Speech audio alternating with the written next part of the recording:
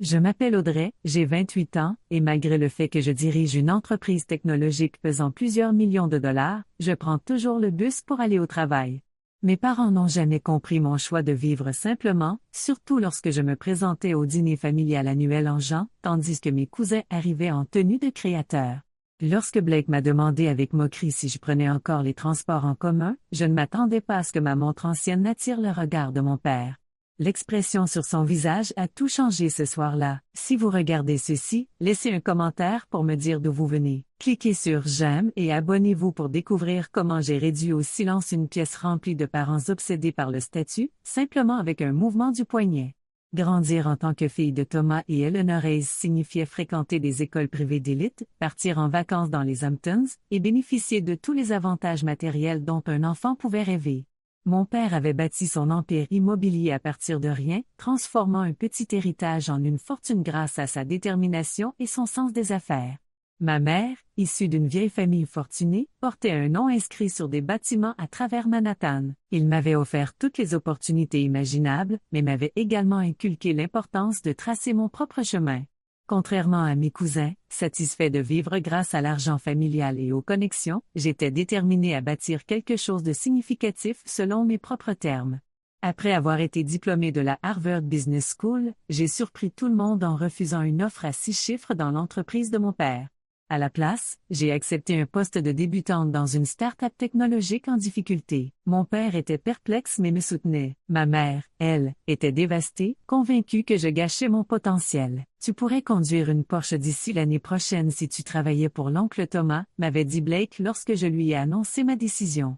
Au lieu de ça, tu vas faire le café pour des nerds qui feront probablement faillite dans 6 mois. J'avais simplement souri et répondu qu'il y avait des choses plus importantes dans la vie que de conduire une Porsche. Il m'avait regardé comme si je parlais une langue étrangère. La start-up était tout ce que j'avais espéré, rapide, innovante, remplie d'esprit brillant travaillant ensemble pour créer quelque chose de révolutionnaire. Je m'épanouissais dans cet environnement, gravissant rapidement les échelons jusqu'à devenir chef de produit en 18 mois. C'est là que j'ai rencontré Gerald Klenn, un entrepreneur vétéran de 65 ans qui servait de conseiller à notre entreprise. Gerald est devenu le mentor qu'il me fallait. Tandis que mon père m'avait enseigné la théorie des affaires, Gerald m'en a montré l'application concrète dans le monde technologique. Il était brillant, bienveillant et totalement indifférent aux symboles de statut, malgré sa fortune immense. Il conduisait une Toyota vieille de 10 ans, portait en rotation les 3 mêmes poules et vivait dans une maison modeste. Pourtant, il avait fondé 3 start-up licornes et jouissait d'un immense respect dans toute la Silicon Valley. La vraie richesse est invisible, Audrey, m'avait-il dit un jour. À partir du moment où tu ressens le besoin de montrer aux gens à quel point tu es prospère, tu as déjà échoué à comprendre ce qu'est vraiment le succès. J'ai absorbé sa philosophie comme une éponge. Lorsque notre start-up a été rachetée par un géant de la tech 2 ans plus tard, j'ai utilisé l'argent de mon rachat pour fonder ma propre entreprise, Klein Dynamics, que j'ai nommée en son honneur. Il a été touché par le geste et est devenu mon premier investisseur et membre du conseil d'administration. Les 2 premières années ont été brutales. Je travaillais 18 heures par jour, vivais dans un minuscule studio et réinvestissais chaque centime dans l'entreprise. J'ai développé une plateforme aidant les petites entreprises à rivaliser avec les géants corporatifs grâce à l'analyse de données et des stratégies de marketing ciblées. Le potentiel était immense, mais les débuts furent remplis d'échecs, de propositions refusées et de ressources qui s'épuisaient. Pendant tout ce temps, Gerald est resté à mes côtés. Lorsque d'autres investisseurs devenaient nerveux, il restait calme. Lorsque je doutais de moi, il me rappelait ma vision. Et lorsque j'étais prête à abandonner, il apparaissait à mon appartement avec un plat à emporter et des histoires sur ses propres échecs passés. Le jour de mon 27e anniversaire, après un trimestre particulièrement difficile mais prometteur, Gerald m'a tendu une petite boîte.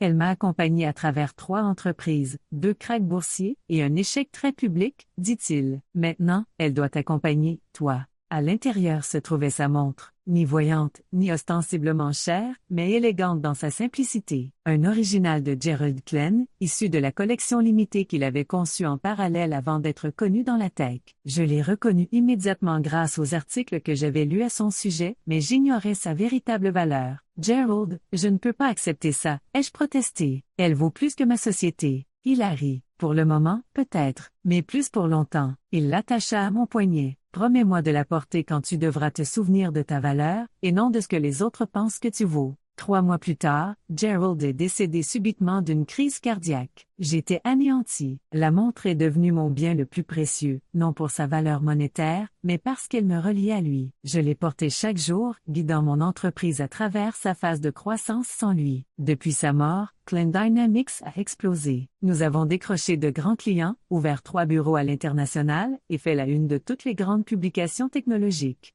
J'ai figuré sur la liste Forbes des moins de 30 ans les plus influents, et les offres d'acquisition ont afflué. À travers tout cela, je suis resté fidèle à la philosophie de Gerald, un succès discret. Je vivais toujours dans mon appartement modeste, même si j'avais opté pour un 2 pièces cette fois, je prenais toujours les transports en commun, et j'évitais autant que possible les projecteurs.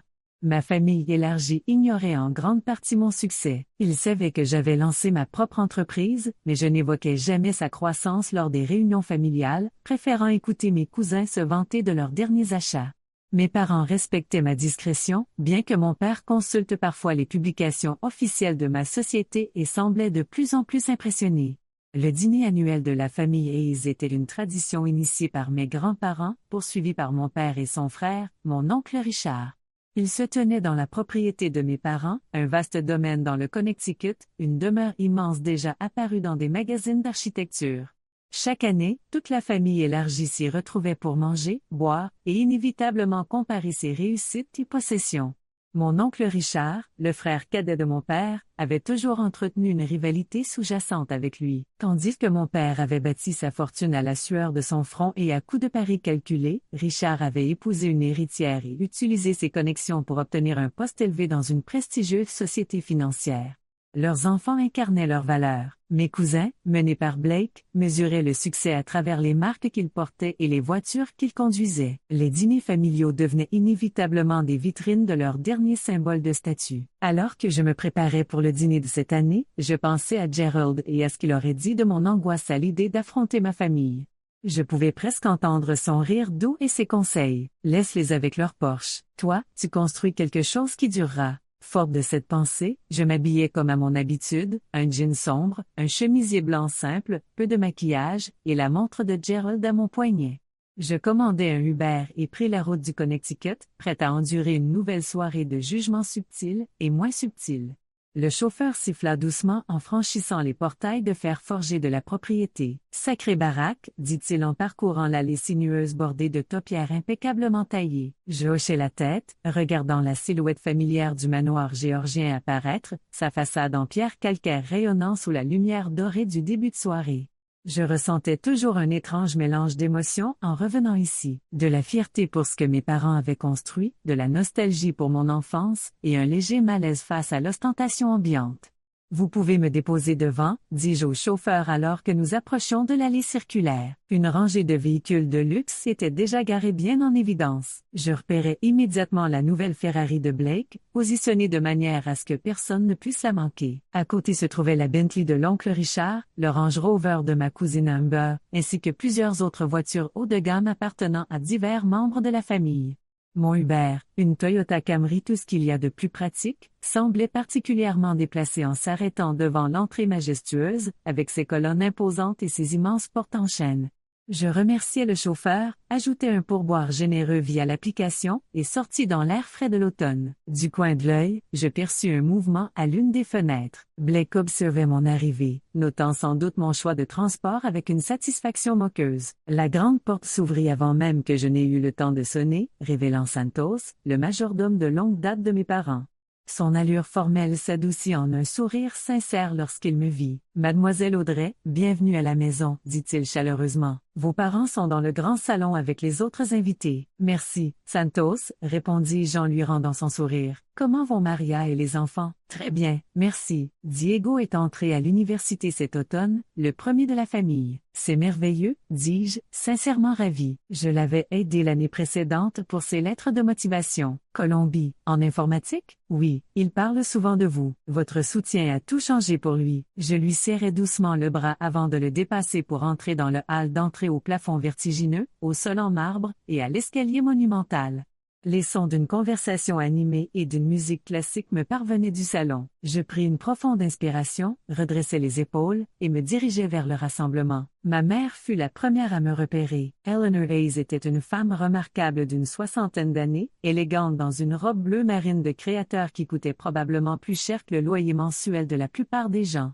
Ses cheveux foncés striés d'argent étaient parfaitement coiffés, sa posture irréprochable. Elle s'excusa auprès de ma tante et glissa vers moi. « Audrey, ma chérie, dit-elle en m'embrassant les deux joues sans vraiment me toucher. Elle recula d'un pas, évaluant ma tenue d'un rapide regard. « Tu aurais pu porter la robe Chanel que je t'ai envoyée pour ton anniversaire. Elle aurait été parfaite ce soir. Celle-ci est plus confortable, maman, répondis-je en lui offrant une vraie étreinte qu'elle rendit un peu raide. Tu es magnifique, comme toujours. Elle soupira mais sourit. Eh bien, au moins ce chemisier est en soi. Viens dire bonjour à tout le monde. Ton cousin Blake vient de conclure un gros contrat pour le cabinet. Bien sûr, les exploits de Blake étaient toujours mis en avant immédiatement, alors que les miens étaient rarement mentionnés. Je suivis ma mère dans le salon, une pièce grandiose au plafond vertigineux, au mobilier ancien et aux murs ornés d'œuvres d'art précieuses. Une vingtaine de membres de la famille s'y trouvaient déjà, regroupés en petits cercles, flûte de champagne à la main. Mon père conversait avec l'oncle Richard près de la cheminée, mais il leva les yeux dès que j'entrais. Thomas Hayes était grand, distingué, ses cheveux autrefois foncés maintenant presque entièrement gris. Contrairement à ma mère, qui embrassait pleinement les attributs de la richesse, mon père gardait une certaine retenue. Oui, il conduisait des voitures de luxe et possédait plusieurs maisons, mais il semblait toujours légèrement mal à l'aise lors de ses rassemblements formels, comme s'il n'avait jamais totalement oublié ses origines modestes. « Voilà ma fille, dit-il en quittant son frère pour traverser la pièce et me prendre dans ses bras. Son étreinte était chaleureuse et sincère, parfumée à la même eau de Cologne qu'il portait pendant mon enfance. Le trajet s'est bien passé? Très bien, papa. Pas de trafic. Il hocha la tête, examinant attentivement mon visage. Tu as l'air fatigué. Tu travailles trop. Sans doute, admis-je. Mais les choses se passent bien. Tant mieux, dit-il à voix basse. Ton dernier rapport trimestriel était impressionnant. Ce contrat avec Johnson et Williams est un vrai coup de maître. Je clignai des yeux, surprise. Tu as vu ça? Il esquissa un léger sourire. Je garde un œil sur toi, même si tu penses que non. Il me serra l'épaule. Je suis fier de toi, Audrey. Tu construis quelque chose à ta façon. Avant que je puisse répondre, l'oncle Richard s'approcha, un cocktail à la main. Audrey, te voilà. On commençait à croire que tu avais oublié notre petit cercle de gens à succès. Son rire sonnait un peu faux, son sourire n'éteignait pas ses yeux. Bonjour, oncle Richard, dis-je en acceptant son étreinte brève. Comment ça se passe chez Westfield Financial? En plein essor. On vient d'acquérir un cabinet boutique à Boston, ça nous fait 2 milliards de plus en gestion. Il prit une grande gorgée de son verre, mais assez parlé de moi. Comment va ta petite start-up? Toujours à flot? Mon père fronça légèrement les sourcils face au ton condescendant de son frère, mais je me contentais de sourire. On s'en sort. Merci de demander. Bien, bien. La persévérance, c'est important. Il me tapota le bras d'un air paternaliste. Blake est dans les parages. Il a été nommé associé junior le mois dernier, le plus jeune de l'histoire du cabinet. C'est formidable, dis-je avec tout l'enthousiasme que je pus rassembler. Je veillerai à le féliciter. Comme s'il avait été convoqué par son nom, Blake apparut aux côtés de son père. Mon cousin, 32 ans, était beau dans le genre standard des hommes qui passent trop de temps dans des salles de sport privées et chez des coiffeurs hors de prix. Son costume était manifestement sur mesure, sa montre ostentatoirement incrustée de diamants. « Cousine Audrey, dit-il en m'embrassant l'air de rien près de la joue. J'adore ce look simple, très authentique. Merci, Blake, répondis-je avec un hochement de tête. Félicitations pour ta nomination. Il redressa sa cravate pourtant déjà parfaitement droite. Merci. La Ferrari dehors, c'est mon cadeau de célébration. 0 à 100 en moins de 3 secondes. Impressionnant, dis-je, bien que cela m'importe un peu. La montre de Gerald sembla soudainement plus lourde à mon poignet, un rappel de ce qui comptait vraiment. Ma cousine Humber s'approcha ensuite, ses talons hauts claquant sur le sol en marbre. Audrey, oh mon Dieu, ça fait une éternité. Elle m'embrassa avec l'enthousiasme excessif de quelqu'un qui avait déjà bu plusieurs coupes de champagne. J'adore ce que tu as fait à tes cheveux. Si naturel. Humber, la sœur cadette de Blake, avait 26 ans et en était déjà à son deuxième mari. Elle travaillait soi-disant dans les relations publiques, mais son emploi semblait principalement consister à assister à des galas de charité et à publier des photos sur les réseaux sociaux. Merci, Amber, tu as bonne mine. Je reviens tout juste de Capri, dit-elle en rejetant sa chevelure aux mèches coûteusement éclaircies. Alejandro a une villa là-bas. Tu devrais la voir. 6 chambres, piscine à débordement, accès privé à la plage. Elle se pencha plus près. On pense acheter un endroit pas loin. Rien de trop extravagant, juste une petite planque à 3 millions d'euros. Je hochai poliment la tête alors qu'elle continuait à énumérer les commodités de l'immobilier de luxe italien. Par-dessus son épaule, je vis mes autres cousins engagés dans des conversations similaires. Justin montrait sa nouvelle Rolex à sa sœur Madison, qui faisait défiler les photos de ses récentes vacances aux Maldives sur son téléphone. Tante Pamela décrivait à ma mère la rénovation de sa maison dans les Hamptons, insistant sur la difficulté de trouver des artisans capables de comprendre l'importance du marbre italien importé.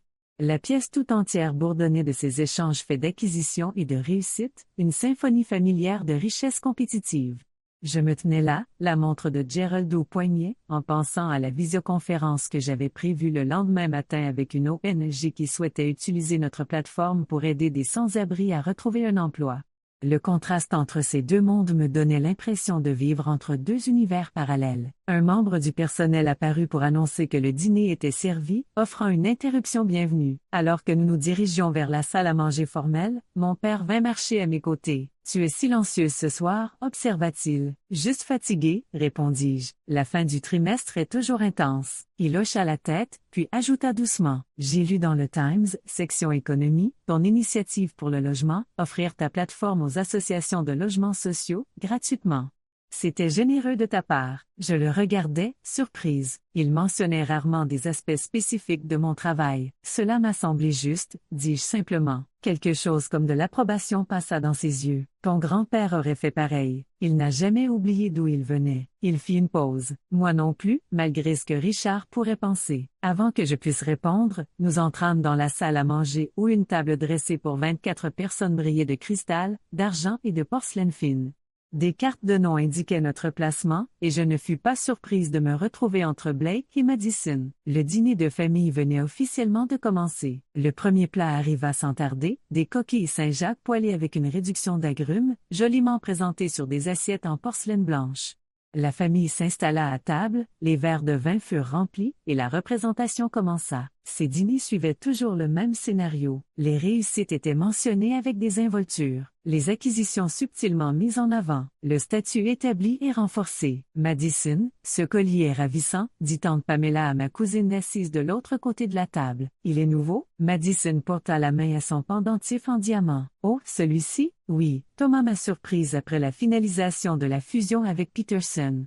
12 carats, taille coussin. Nous l'avons fait créer sur mesure par ce joaillier en ville, celui qui travaille pour toutes les célébrités. Quelle délicate attention, commenta ma mère. À propos de fusion, Richard, j'ai entendu dire que Westfield s'intéressait à cette entreprise de Chicago. Mon oncle Richard essuya sa bouche avec sa serviette avant de répondre. Oui, les négociations en sont aux dernières étapes. Blake a été déterminant dans le processus de diligence raisonnable. Tous les regards se tournèrent vers Blake, qui adopta une expression modeste qui semblait répétée d'avance. Je fais simplement mon travail, mais l'acquisition devrait augmenter nos revenus annuels d'environ 30%. Nous envisageons maintenant d'étendre notre présence dans la région du Pacifique. Blake a toujours eu un bon sens des affaires, poursuivit mon oncle Richard. Il tient ça de moi, évidemment. Mon père haussa un sourcil, mais ne dit rien, se contentant de siroter son vin. Je savais qu'il pensait à la façon dont oncle Richard avait failli faire faillite avec sa première société d'investissement avant d'épouser une Westfield et de se faire parachuter à un poste de direction dans l'entreprise de son beau-père. Et toi, Justin, mon chéri, comment se passe ton nouveau poste chez Goldman? Demanda ma mère, braquant les projecteurs sur un autre cousin. Justin redressa sa cravate. C'est exigeant, mais gratifiant. Nous venons de conclure un accord de 4 milliards avec un groupe d'investissement saoudien. Je pars à Riyad le mois prochain en jet de la compagnie. La conversation continua dans le même ton alors que le deuxième plat arrivait. Salade de betterave rôtie avec fromage de chèvre et noix caramélisées. Je mangeais en silence, répondant seulement aux questions directes, restant en marge de la discussion. Mais Blake semblait déterminé à m'intégrer. Alors, Audrey, dit-il en faisant tourner son Bordeaux hors de prix, comment va la vie d'entrepreneur? Tu travailles toujours dans cet espace de coworking au centre-ville? En fait, nous avons déménagé dans nos propres bureaux l'année dernière, répondis-je, dans le Flatiron District. Oh, ça doit coûter cher. Les loyers là-bas sont insensés. Je hochai la tête sans vraiment réagir. Ça nous convient. Et combien d'employés avez-vous maintenant? Insista-t-il. C'est toujours juste toi et ces deux programmeurs? Nous avons un peu grandi. Blake échangea un regard entendu avec son père. Eh bien, les startups sont toujours un pari. 90% échouent dès la première année. Tu sais, le fait que tu sois encore là est déjà assez impressionnant. Merci pour ta marque de confiance, dis-je sèchement. Tante Pamela se pencha en avant, l'expression empreinte d'un souci soigneusement mis en scène. Ma chérie, tu sais que si jamais tu as besoin d'aide, la famille est là pour toi. Il n'y a aucune honte à admettre quand il est temps d'essayer autre chose. Je suis certaine que ton père pourrait te trouver un poste convenable chez Ace Development. Je ressentis un éclair d'irritation, mais gardai un visage neutre. C'est très gentil, tante Pamela, mais tout va bien pour nous. Bien sûr, ma chérie, dit-elle en me tapotant la main d'un geste qui trahissait son incrédulité. Je m'inquiète, c'est tout. Une jeune femme devrait penser à la stabilité, à construire son avenir. Regarde Madison. Elle et Thomas viennent d'acheter cette adorable maison en grès brun à Brooklyn Heights. Madison Rayona. Les rénovations coûtent une fortune, mais ça en vaudra la peine. Nous faisons installer une cave à vin et une salle de cinéma. Tu devrais venir la voir une fois terminée, Audrey. Peut-être que cela t'inspirera. Je souris poliment, les dents serrées. Ça a l'air charmant. Tu sais, intervint l'oncle Roger depuis le bout de la table, l'entrepreneuriat, c'est très bien, mais il y a quelque chose de rassurant dans la sécurité d'une entreprise bien établie. Mon colocataire de fac a tenté l'aventure start-up, un gars brillant, avec une idée qui semblait bonne. Il y a investi tout ce qu'il avait. Aujourd'hui, il gère une agence de la Bank of America dans le New Jersey. Plusieurs membres de la famille hochèrent la tête avec gravité à cette anecdote édifiante. Je me souviens quand tu as annoncé que tu lançais ta propre entreprise, dit Blake en coupant son saumon parfaitement cuit alors que le plat principal était servi.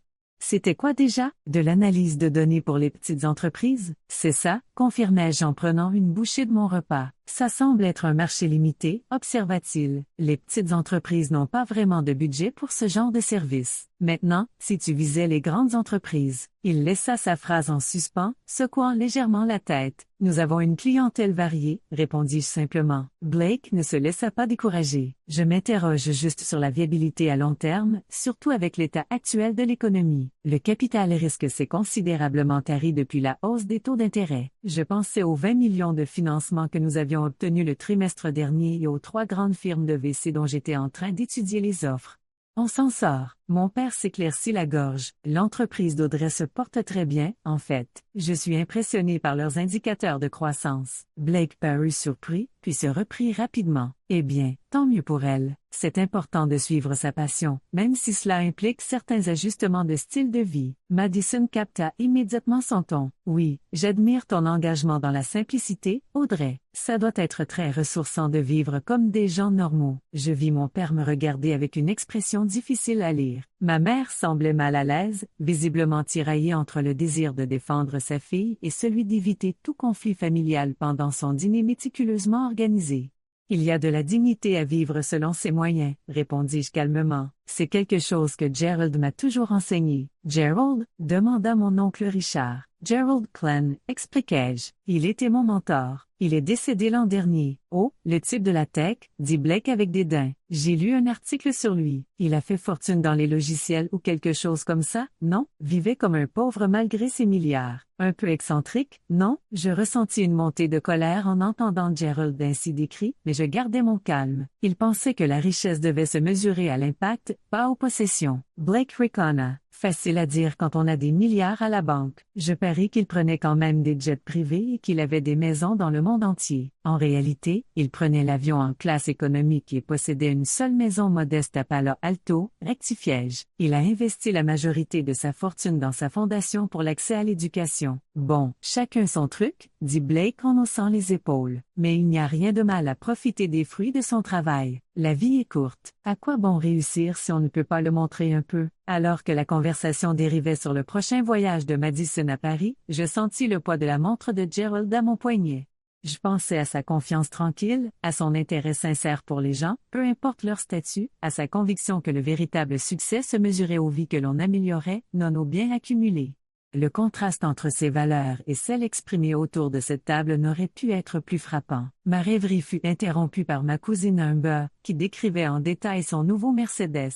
L'intérieur est entièrement personnalisé. Il a fallu 3 mois pour obtenir exactement ce que je voulais. Mais quand on traverse les Hamptons, ça vaut la peine de faire bonne impression. Blake acquiesça. L'image est primordiale dans notre monde. La bonne voiture, la bonne adresse, les bons contacts, tout cela signale ta place dans la hiérarchie. Il se tourna vers moi avec un sourire qui n'atteignait pas ses yeux. À propos, Audrey, j'ai remarqué que tu es arrivée en Uber aujourd'hui. Tu prends toujours le bus en ville aussi? Un silence tomba brièvement sur la table, tous les regards tournés vers moi. La question resta suspendue dans l'air, sa condescendance impossible à ignorer. Je vis l'expression gênée de ma mère, la pitié mal dissimulée de ma tante, la satisfaction narquoise de mon oncle devant la remarque cinglante de son fils.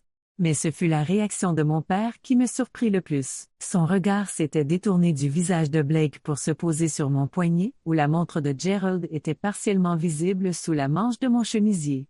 Ses yeux s'écarquillèrent légèrement, sa fourchette suspendue à mi-chemin de sa bouche. Il fixait la montre avec une expression de stupéfaction reconnaissante. Blake, interprétant à tort la réaction de mon père comme de l'embarras à mon égard, en profita pour enfoncer le clou. Je veux dire, il y a la frugalité, et puis il y a la souffrance inutile. Les transports publics à New York sont tellement imprévisibles, sans parler des types de personnes qu'on y croise. J'ouvris la bouche pour répondre, mais à cet instant, mon père trouva sa voix. « Est-ce que c'est bien ce que je pense? » demanda-t-il, sa voix tranchant dans le flot des remarques de Blake. Il fixait toujours mon poignet avec une intensité qui attira l'attention de tous. Je baissai les yeux vers la montre de Gerald, soudainement consciente de sa présence. « Que veux-tu dire? Ta montre? » dit-il en posant délibérément sa fourchette. « Puis-je la voir? » La table s'était tue. Blake semblait désorienté par cette interruption soudaine de son moment de gloire. J'hésitais, puis tendis le bras au-dessus de la table. Mon père se pencha, examinant la pièce avec un étonnement croissant. « C'est une Gerald Klein originale, » dit-il à voix basse, de sa toute première collection limitée. Mon oncle Richard fronça les sourcils. L'entrepreneur technologique qui est mort l'an dernier, il fabriquait des montres. Avant d'entrer dans le monde de la tech,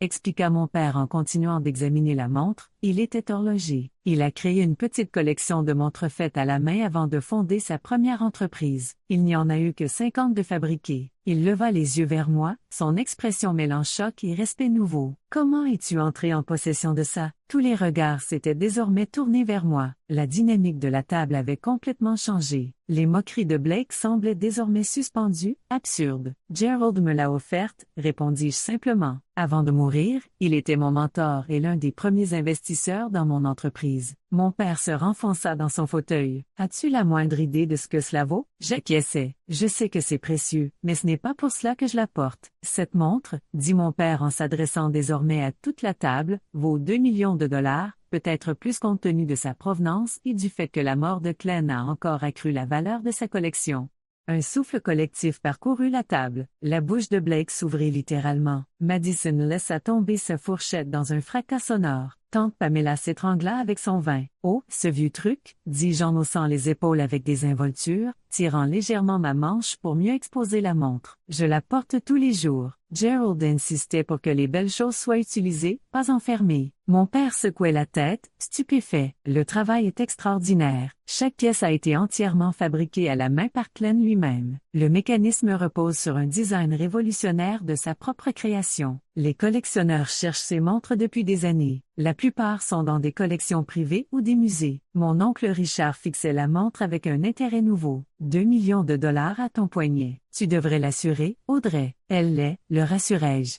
Gerald s'en est occupé quand il me l'a offerte. Il disait que c'était la première chose qu'il avait créée qui comptait vraiment à ses yeux. Blake s'était suffisamment remis pour participer à la conversation. Son ton avait complètement changé. « Je ne savais pas que tu étais proche de Gerald Klein. C'était une légende dans l'industrie. »« Il était plus que cela, » répondis-je doucement. « C'était un ami. Il croyait en ce que je construisais quand peu de gens le faisaient. »« Et qu'étais-tu en train de construire, exactement ?» demanda mon oncle Richard, dont l'attitude condescendante avait laissé place à une curiosité sincère. « Tu as toujours été assez vague à propos de ton entreprise. » Je pris une gorgée d'eau, réfléchissant à ce que je voulais révéler. Gerald m'avait toujours conseillé une transparence stratégique. Peut-être que le moment était venu. Nous avons développé un algorithme propriétaire qui aide les entreprises à optimiser leurs opérations grâce à l'analyse prédictive, expliquai-je. Nous avons commencé avec les petites entreprises, car elles étaient négligées dans ce domaine, mais nous avons beaucoup grandi depuis. Nous travaillons maintenant avec plusieurs entreprises du Fortune 500, 3 grands systèmes de santé et le gouvernement fédéral. Ma mère cligna des yeux, surprise. Le gouvernement fédéral? Tu ne nous as jamais parlé de cela. Le contrat a été finalisé le mois dernier, dis-je. Nous allons déployer notre plateforme dans plusieurs agences au cours de l'année. C'est notre plus gros contrat à ce jour. Et il représente combien? Demanda Blake, incapable de se contenir. Je le regardais droit dans les yeux. 900 millions sur 5 ans. Un nouveau silence stupéfait s'abattit sur la table. Mon père me regardait avec une fierté ouverte. Ma mère, elle, paraissait complètement déconcertée. Mais tu vis toujours dans ce minuscule appartement en ville, dit-elle, la confusion évidente dans sa voix. Et tu prends le bus? Je souris. J'aime mon appartement. Il est proche de nos bureaux et je peux aller à pied à mon café préféré. Quant au transport en commun, c'est efficace et meilleur pour l'environnement. Gerald a pris le bus chaque jour de sa vie, même après être devenu milliardaire. Une vraie disciple de Glenn, murmura mon père, me regardant avec une nouvelle compréhension. Blake peinait à concilier ses révélations avec la perception qu'il avait toujours eue de moi. Donc ton entreprise.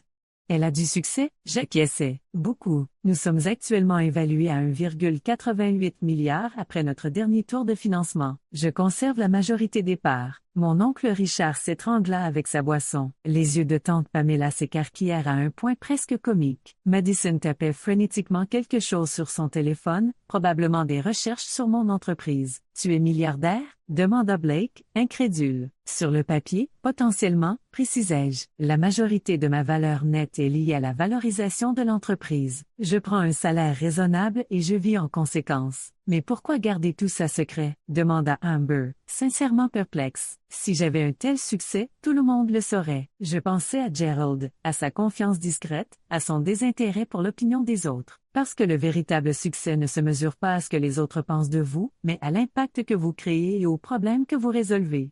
Notre plateforme a aidé des milliers de petites entreprises à survivre et à prospérer. Elle a optimisé la prestation de soins dans des communautés défavorisées. Cela compte plus que la valorisation. Mon père hochait lentement la tête. La philosophie de Glenn. Se concentrer sur le travail, pas sur les récompenses. J'ai toujours admiré cela chez lui. Blake semblait incapable de digérer tout cela. Sa vision du monde, où j'occupais la place la plus basse dans la hiérarchie familiale, venait de s'effondrer en quelques minutes.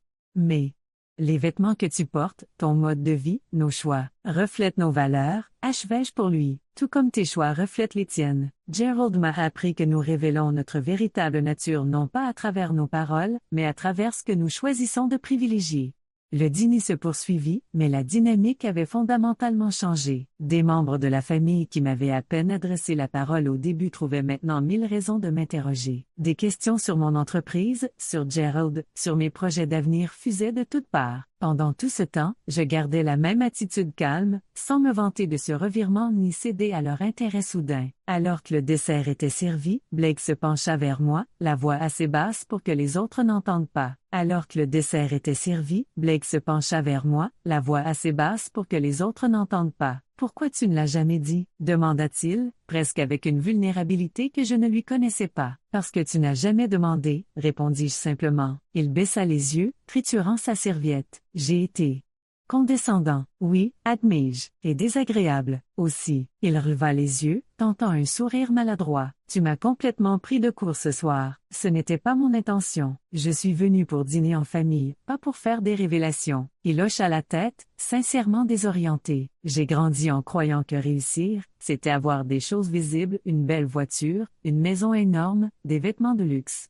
Mais toi, tu as tout, et tu ne ressens pas le besoin de le montrer, parce que je n'ai rien à prouver, ni à toi, ni à personne ici. Ce que je fais parle pour moi. Il resta silencieux un moment. Tu crois que un jour, Tu pourrais me montrer ce que fait exactement ta plateforme? Je suis curieux maintenant. Si tu es vraiment curieux, je t'inviterai à notre siège. Mais sache que nous ne faisons pas de visite guidée tape à l'œil. Ce que nous faisons est complexe, mais puissant et utile. Blake acquiesça, l'air plus humble que je ne l'avais jamais vu. J'aimerais comprendre. Pour une fois, je hochai la tête, sans m'engager davantage. Il y avait eu trop de jugements, trop de mots blessants au fil des années. Sa soudaine ouverture était appréciable, mais elle devait être suivie d'action. Le dîner toucha à sa fin. Tandis que chacun se levait de table, ma tante Pamela me prit à part pour me demander des conseils sur une idée de start-up qu'elle caressait depuis des années.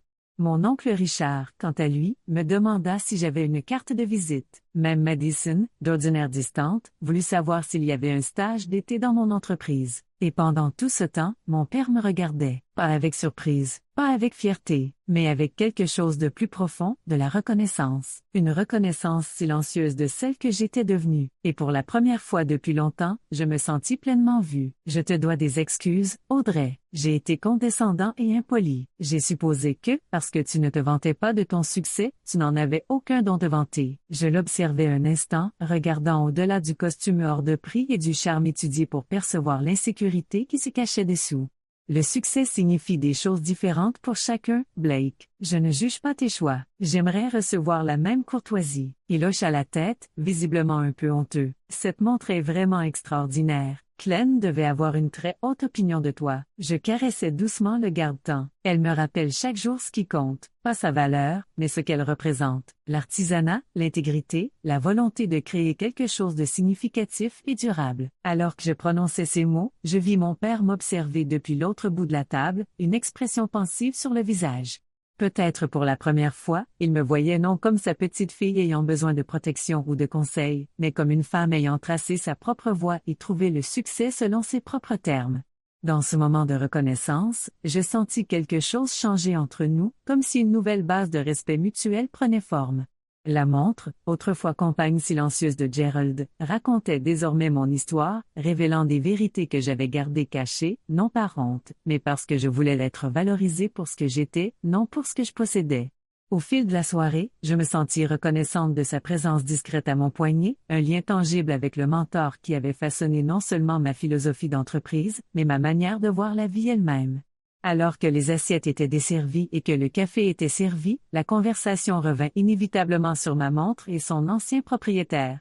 Oncle Richard, inhabituellement silencieux depuis plusieurs minutes, finit par exprimer ce que beaucoup semblaient penser. « Je n'arrive toujours pas à croire que Gerald Clem ait été ton mentor, » dit-il en remuant de la crème dans son café. Il était notoirement sélectif avec son temps et ses investissements. Comment exactement cette relation s'est-elle développée? Tous les regards se tournèrent vers moi. Même le personnel sembla suspendre ses tâches, sentant que quelque chose d'important se déroulait à cette table. Mon père se pencha légèrement en avant, manifestement curieux d'entendre toute l'histoire. J'ai rencontré Gerald chez Innovatech, la start-up où je travaillais après mes études, comment sais-je. Il avait été recruté comme conseiller pendant un trimestre particulièrement difficile. L'entreprise brûlait ses liquidités et notre développement produit était au point mort. Je me souviens de cette entreprise, intervint Blake. Elle a été rachetée par Google, non? J'acquiesçais. Pour 300 millions. Mais à l'époque, nous étions au bord de l'effondrement. Gerald était arrivé et a complètement transformé notre approche. Il avait cette capacité à couper à travers la complexité et à identifier la vraie valeur de notre offre. C'était son génie. Je l'ai entendu parler lors d'une conférence, approuva mon père. Remarquable clarté d'esprit. Il a remarqué que je posais des questions différentes de celles des autres. Après une réunion particulièrement tendue, il m'a proposé d'aller prendre un café. On a parlé pendant 3 heures. À la fin, il m'a proposé de me mentorer. Comme ça? Demanda oncle Richard sceptique. Gerald prenait ses décisions rapidement lorsqu'il percevait un potentiel, expliquai-je. Plus tard, il m'a dit qu'il avait reconnu chez moi quelque chose qui lui rappelait lui-même à mon âge. Une façon particulière de réfléchir. Ma mère, restée étrangement silencieuse jusque-là, prit enfin la parole. Et il a investi dans ton entreprise quand tu l'as lancée? Il a été mon premier investisseur, confirmai-je. 500 000 $, scellés par une simple poignée de main.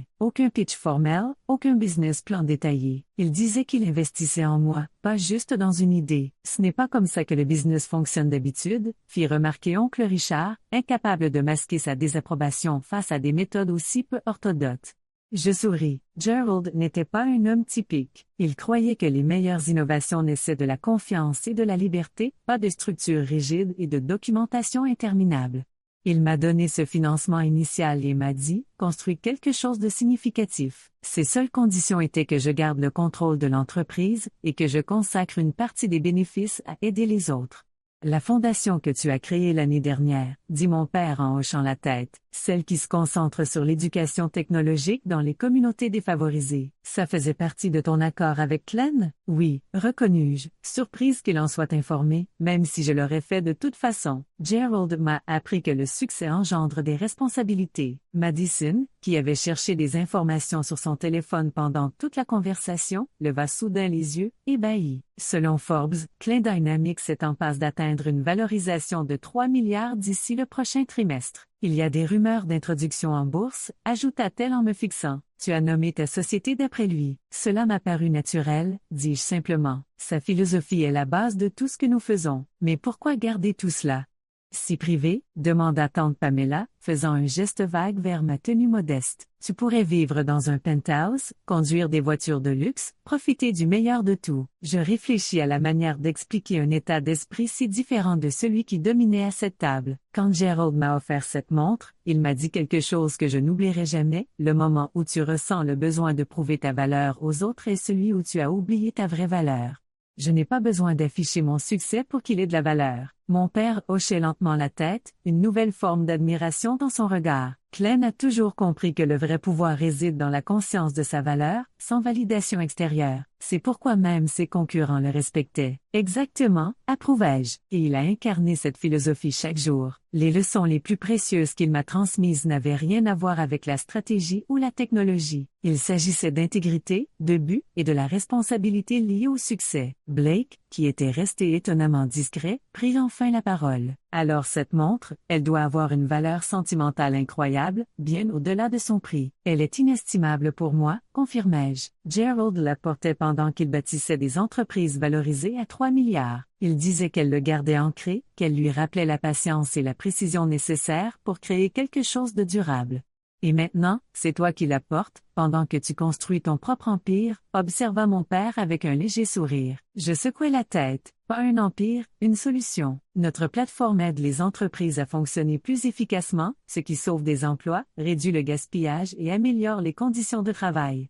La valorisation n'est qu'un sous-produit, pas l'objectif. Oncle Richard semblait sceptique, mais mon père hochait la tête avec une compréhension croissante. Je percevais un changement dans sa manière de me regarder, un nouveau respect, mêlé peut-être à un certain regret de ne pas avoir vu cette facette de moi plus tôt. Le contrat fédéral que tu as mentionné, dit-il, c'est celui qui a été annoncé le mois dernier pour moderniser les opérations des agences et réduire le gaspillage gouvernemental? Oui, confirmai-je, nous avons remporté l'appel d'offres face à plusieurs grands groupes technologiques. Notre solution permettra d'économiser environ 12 milliards sur 10 ans pour les contribuables, tout en améliorant la qualité des services.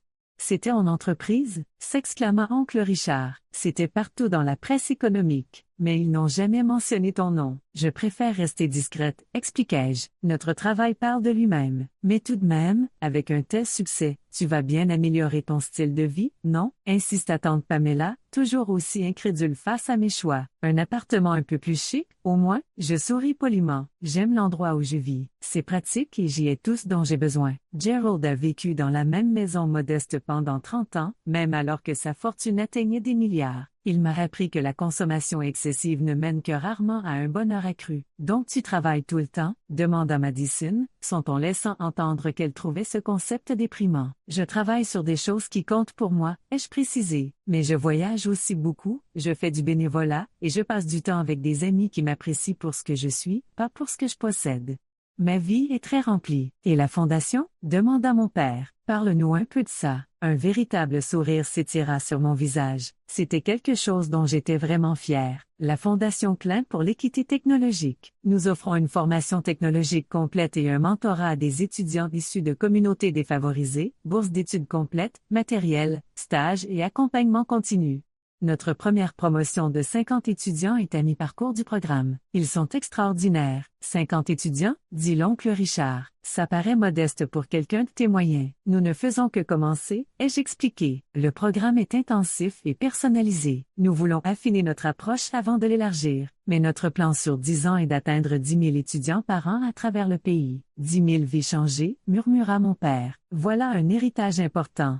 Bien plus important que n'importe quelle possession. J'ai acquiescé. Gerald avait compris que sa plus grande fierté ne résidait pas dans les entreprises qu'il avait bâties, mais dans les personnes qu'il avait aidées à se développer, dans les opportunités qu'il avait créées.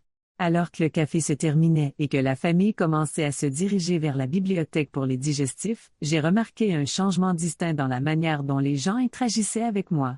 Une nouvelle différence dans leur attitude, une sorte de réévaluation de ma place dans la hiérarchie familiale. C'était exactement ce que j'avais toujours voulu éviter, être valorisé pour mon compte en banque plutôt que pour mon caractère. Blake s'est approché de moi alors que nous marchions dans le couloir bordé de portraits de famille. J'ai l'impression de devoir complètement réévaluer tout ce que je croyais savoir sur toi, avoua-t-il. Tout ce temps, je te plaignais, pensant que tu ne pouvais pas te permettre le style de vie que nous autres menons. Et il s'avère que tu pourrais acheter et vendre la plupart d'entre nous plusieurs fois. Je me suis arrêtée et tournée vers lui. C'est précisément pour cela que je ne parle jamais de la valorisation de mon entreprise ou de mes finances personnelles, Blake. Je ne veux pas être traité différemment à cause de ma richesse. C'est ce qu'il y a de moins intéressant chez moi. Il avait l'air véritablement perplexe. Mais, n'est-ce pas ce que nous recherchons tous? La reconnaissance de notre succès, la validation de nos réussites? Je reçois toute la reconnaissance dont j'ai besoin en voyant notre plateforme faire une réelle différence pour les entreprises qui l'utilisent, ai-je répondu. En regardant les étudiants de notre fondation s'épanouir, en sachant que Gerald serait fier de ce que j'ai construit, Blake jeta un coup d'œil à ma montre, puis à mon visage. Je pense que j'ai beaucoup à apprendre de toi, Audrey. Pour la première fois de la soirée, ses paroles semblaient sincères. La famille avait migré vers la bibliothèque, une pièce aux murs lambrissés, avec des étagères du sol au plafond, des fauteuils en cuir, et un bar bien garni. Les conversations s'étaient divisées en petits groupes, mais je remarquais que j'étais désormais incluse dans des discussions dont on m'avait toujours tenue à l'écart. L'oncle Richard s'intéressait soudainement à mon avis sur les tendances du marché. Tante Pamela voulait me présenter son ami qui dirigeait une fondation caritative. Même Justin, qui m'avait à peine reconnu lors des précédentes réunions de famille, me posait des questions sur des opportunités d'investissement. J'acceptais un verre de whisky au bar et trouvais un coin tranquille pour digérer ce bouleversement de la soirée. La révélation de mon succès avait modifié la dynamique familiale de manière à la fois amusante et troublante. J'étais la même personne que quelques heures plus tôt, arrivé en Uber, Edperton, on me traitait maintenant comme si j'étais une autre. Sacré numéro, dit mon père en apparaissant à mes côtés, un verre à la main. Je peux m'asseoir avec toi? Je désignai la chaise vide près de moi. Je t'en prie. Il s'installa, buvant une gorgée de scotch. Tu sais, j'ai toujours respecté ton désir de discrétion, de tracer ta propre voie. Mais je n'avais aucune idée que tu cachais autant de choses. Est-ce que cela aurait changé quelque chose si tu l'avais su? Demandai-je. Il prit un moment pour réfléchir. J'ai toujours été fier de toi, Audrey, mais j'aurais peut-être su mieux protéger ta réputation auprès de la famille, t'épargner certaines condescendances. Je peux gérer la condescendance, l'ai-je assuré. C'est plutôt ce changement brutal de comportement qui me dérange, maintenant qu'ils connaissent la valeur de l'entreprise. Mon père acquiesça, comprenant immédiatement. La malédiction de la richesse. Les gens voient l'argent, pas la personne. C'est pour ça que j'ai toujours été méfiante envers les nouveaux amis qui apparaissent après une annonce de fusion ou d'acquisition. Gerald avait le même problème, ai-je dit. Il m'a dit un jour qu'il pouvait compter sur une seule main les personnes qui le connaissaient vraiment, pas juste son patrimoine. Il avait l'air d'un mentor remarquable, dit mon père en faisant tourner son verre. J'aurais aimé prendre le temps de mieux le connaître. On s'est croisés à des conférences, mais on n'a jamais vraiment discuté. Tu l'aurais aimé, dis-je. Il était brillant mais sans prétention, complètement authentique. Comme sa protégée, observa mon père avec un léger sourire. Tu sais, en te regardant ce soir, j'ai vu tellement de moi à ton âge. Cette volonté de construire quelque chose de significatif, d'être jugé sur le mérite plutôt que sur le milieu. J'étais surprise. Mon père m'avait toujours semblé parfaitement à l'aise avec sa richesse et les privilèges qu'elle offrait. Vraiment? Mais tu embrasses tout cela. Je fis un geste vers la pièce opulente qui nous entourait. Il rit. Ta mère adore ça, moi je le tolère, parce que ça la rend heureuse. Mais entre nous, je serais parfaitement satisfait dans un endroit 4 fois plus petit. Il se pencha un peu. Pourquoi crois-tu que je passe autant de temps au bureau? Ou à la cabane de pêche dans le Vermont? Tout ça, fit-il en agitant la main, ça n'a jamais été ma motivation. Je n'en avais aucune idée, avouai-je. On dirait qu'on a ça en commun, la capacité à cacher qui on est vraiment. Il prit une autre gorgée. Peut-être qu'on a été trop doués pour ça, tous les deux. J'aurais dû voir ce que tu construisais. J'aurais dû reconnaître tes accomplissements plus tôt. Tu en as vu assez, l'ai-je rassuré. Tu lisais les rapports trimestriels, apparemment. Il sourit. Curiosité professionnelle au début, puis admiration sincère en réalisant ce que tu accomplissais. Mais je respectais la vie privée, ton envie de réussir par toi-même. Je ne voulais pas m'imposer. J'ai beaucoup apprécié, répondis-je honnêtement. C'était essentiel pour moi de construire tout ça à mes conditions. L'expression de mon père devint plus sérieuse. La montre, c'était vraiment la pièce personnelle de Klein? J'hochai la tête, tendant le poignet pour qu'il la voie sous la lumière chaude de la bibliothèque. Il me l'a offerte pour mes 27 ans. Il m'a dit qu'elle l'avait accompagné dans toutes les étapes de sa vie et qu'elle devait désormais m'accompagner, moi. Mon père l'examina avec des yeux d'expert. La finition est exceptionnelle. J'avais entendu parler de sa collection, mais peu ont été photographiés ou documentés. La plupart étaient offertes à des proches, jamais vendues. Il a fabriqué celle-ci de ses propres mains, dis-je. Il a passé 2 ans à perfectionner le mécanisme tout en lançant sa première entreprise. Il disait que ça lui avait appris la patience et la précision, des valeurs qui lui ont bien servi. Clairement, répondit mon père en me regardant, et maintenant, elles te servent à toi aussi. Notre conversation fut interrompue par l'arrivée de Blake, au comportement bien plus humble qu'au début de la soirée. Excuse-moi, oncle Thomas, je peux emprunter Audrey un instant? Mon père me regarda. Je hochai la tête et il se leva. Bien sûr. Il faut que je vérifie si ta mère n'est pas déjà en train de planifier la décoration de ta chambre d'enfance maintenant qu'elle sait que tu peux offrir de l'art inestimable. Il me fit un clin d'œil avant de s'éloigner. Blake s'assit à sa place, son assurance habituelle amoindrie. Je voulais m'excuser comme il faut, Audrey. Mon comportement ce soir, et franchement à chaque réunion de famille depuis des années, a été inexcusable. Je l'observais, cherchant à discerner sa sincérité. Excuse acceptée, mais je suis curieuse, pourquoi t'excuses-tu exactement? Il sembla décontenancé. Pour t'avoir traité comme si tu étais moins accompli, moins digne que moi. Pour les remarques sur le bus, ton mode de vie. Tout. Et si mon entreprise valait 10 000 $ au lieu de près de 2 milliards, est-ce que tu t'excuserais quand même? Demandai-je calmement. Blake eut au moins la décence de paraître embarrassé. C'est une question juste. C'est la seule qui compte, ai-je souligné. Parce que si tu t'excuses uniquement parce que tu as découvert que je suis plus riche que tu ne l'imaginais, alors tu as complètement manqué l'essentiel.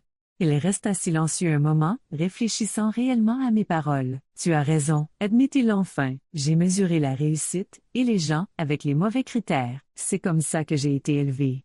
Mais ça ne justifie rien. Il n'est jamais trop tard pour réévaluer ses valeurs, lui dis-je, d'un ton adouci. Gerald avait 40 ans lorsqu'il a eu sa révélation au sujet de la richesse et du statut. Cela a complètement transformé sa manière d'aborder la vie et les affaires. J'aimerais en savoir plus sur lui un jour, dit Blake, sur sa philosophie. Si tu veux bien partager, ce serait avec plaisir, répondis-je, quelque peu surprise par son intérêt sincère. Alors que Blake s'éloignait, ma mère s'approcha, visiblement troublée. Audrey, ma chérie, je me sens absolument horrible pour tous les petits commentaires que j'ai faits au fil des années sur ton appartement, tes vêtements, tes choix de vie.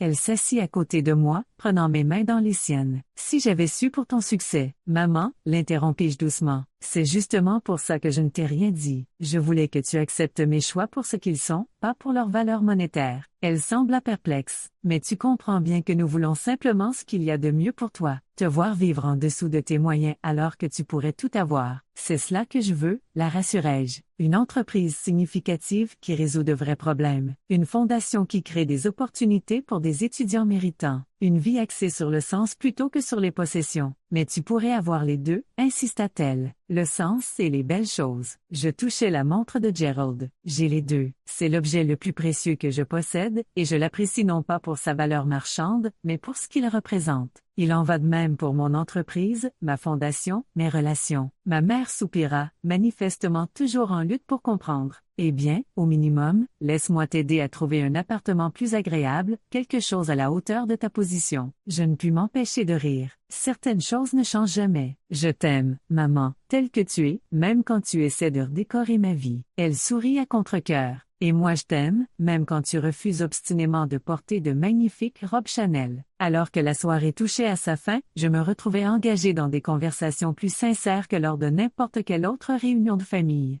Certains membres de la famille semblaient encore digérer la révélation de mon succès, ajustant leur perception de moi. D'autres semblaient réévaluer leur propre définition de la réussite. Et quelques-uns, comme mon père, se connectaient à moi à un niveau plus profond, voyant au-delà de ma modestie volontaire et de la valorisation de mon entreprise, la personne que j'étais devenue.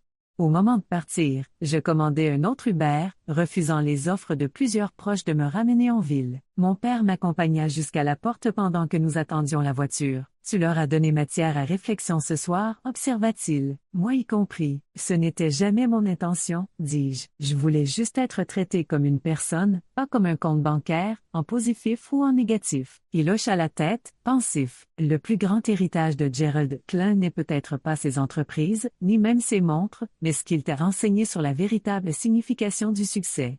Il posa une main sur mon épaule. J'aimerais voir ton bureau un jour, rencontrer ton équipe, en apprendre davantage sur ce que tu construis. J'aimerais beaucoup, répondis-je, sincèrement ravi de sa suggestion. Que dirais-tu de la semaine prochaine? Je pourrais te faire visiter et te présenter tout le monde. C'est noté, approuva-t-il alors que mon Uber arrivait. Et Audrey? Continue à porter cette montre. Elle est exactement à sa place. Installée à l'arrière de la voiture, je baissai les yeux vers la montre de Gerald, songeant à la manière dont les objets, tout comme les gens, peuvent contenir des multitudes. Pour la plupart de ma famille, cette montre m'avait transformée, en un instant de reconnaissance, d'entrepreneuse en difficulté à joueuse sérieuse. Mais pour moi, elle était restée ce qu'elle avait toujours été, un lien avec un mentor qui m'avait montré que la vraie réussite ne se mesure pas à ce qu'on accumule, mais à ce qu'on apporte. 3 semaines après ce dîner révélateur, je me retrouvais assise dans mon bureau surplombant Madison Avenue. L'espace était moderne mais sobre, avec des murs en verre, des lignes épurées et un mobilier fonctionnel. Aucune œuvre d'art coûteuse n'ornait les murs, seulement de grandes photos de nos membres d'équipe travaillant avec nos clients, des rappels visuels des vraies personnes touchées par notre technologie. La visite de mon père s'était déroulée encore mieux que je ne l'espérais. Il était arrivé en avance, avait fait la visite complète, rencontré mon équipe de direction et posé des questions pertinentes sur notre technologie et notre modèle économique.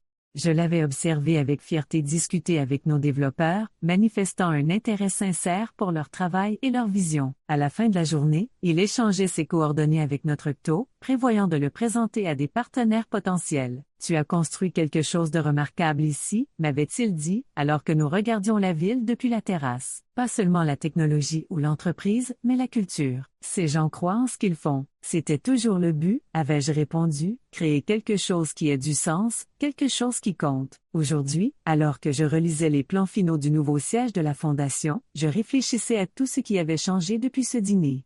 Pas dans ma vie quotidienne, qui restait largement la même, mais dans mes relations familiales. Mon père et moi parlions plusieurs fois par semaine désormais, stratégie d'entreprise, initiative de la Fondation, et parfois les subtilités de la collection de montres, une passion commune récemment découverte. Ma mère avait finalement accepté que je ne déménagerais pas dans un penthouse de sitôt, bien qu'elle ait réussi à glisser quelques pièces de créateur dans ma garde-robe juste pour les grandes occasions. Ce qui m'avait le plus surprise, c'était l'évolution de ma relation avec Blake. Fidèle à sa parole, il avait pris contact pour en apprendre plus sur la philosophie de Gerald. Nous nous étions vus plusieurs fois autour d'un café, et j'avais été impressionné par son désir sincère de réévaluer ses priorités. Il avait même commencé à faire du bénévolat dans un programme local de codage pour les jeunes, découvrant un talent pour l'enseignement qui nous avait tous deux étonnés. La dynamique familiale dans son ensemble avait également changé. Lors de l'anniversaire d'un cousin le week-end précédent, j'avais remarqué moins d'accent sur les acquisitions matérielles et davantage de conversations profondes.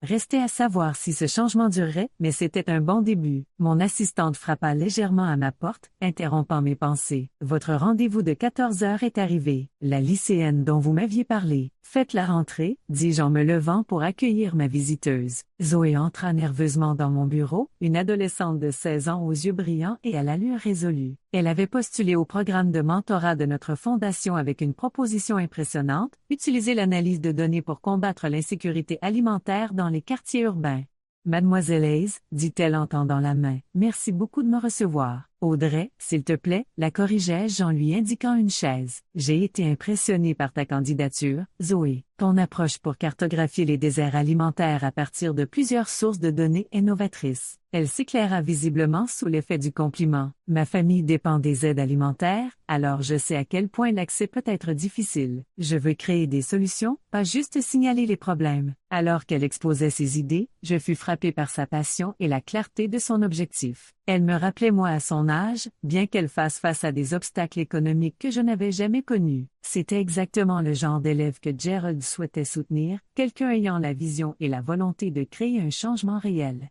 Que dirais-tu d'être la toute première participante à notre nouveau programme de mentorat direct, lui demandai-je après sa présentation. Tu travaillerais avec notre équipe de sciences des données une après-midi par semaine pour développer ton projet avec un encadrement professionnel.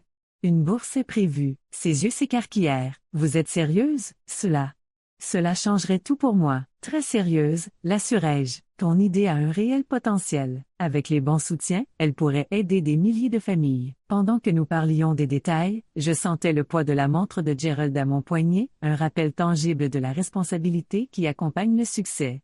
En aidant Zoé à développer son projet, j'honorais son héritage de la manière la plus significative, en créant des opportunités pour la prochaine génération de penseurs. Après le départ de Zoé, presque en lévitation tant elle était ravie, j'appelai mon père pour lui parler du nouveau programme. Il écouta attentivement, puis me surprit par sa réponse. « J'aimerais contribuer à la fondation, dit-il. Pas seulement financièrement, bien que je le puisse, mais avec mon temps. J'ai de l'expérience qui pourrait être utile à ces jeunes entrepreneurs. Ce serait merveilleux, lui dis-je, sincèrement touché. Les étudiants profiteraient énormément de ton expertise. Et je pense que je profiterai de leur regard neuf, répondit-il. Ton dîner a fait plus que surprendre la famille, Audrey. Il m'a poussé à reconsidérer comment je mesure la réussite, en moi et chez les autres. Je veux faire partie de quelque chose qui dure au-delà des bilans comptables et des portefeuilles immobiliers. Alors que nous finalisions les détails de son implication, je songeais à la manière dont un seul dîner, un seul moment de vérité, avait déclenché des vagues qui ne cessaient de s'étendre. Ma décision de vivre selon la philosophie de Gerald avait influencé non seulement ma propre vie, mais aussi, de plus en plus, celle de mon entourage. Plus tard ce soir-là, dans le métro en direction de chez moi, j'observais les visages variés des passagers, un ouvrier encore en tenue de chantier, une infirmière en blouse, des étudiants avec leur sac à dos, une femme en tailleur, semblable au mien, chacun avec sa propre histoire, sa propre définition de ce qui compte. Gerald parcourait le monde de cette manière. Il voyait des personnes, pas des positions de la valeur, pas des objets de valeur. Dans mon appartement, ce soir-là, je retirai la montre et la tins dans ma paume, ressentant son poids et sa signification. Elle était devenue bien plus qu'un objet de mesure du temps. C'était une boussole guidant mes décisions et mes priorités, un rappel que la véritable richesse ne réside pas dans ce que l'on possède, mais dans ce que l'on transmet, pas dans la manière dont on est perçu, mais dans la façon dont on vit ses valeurs.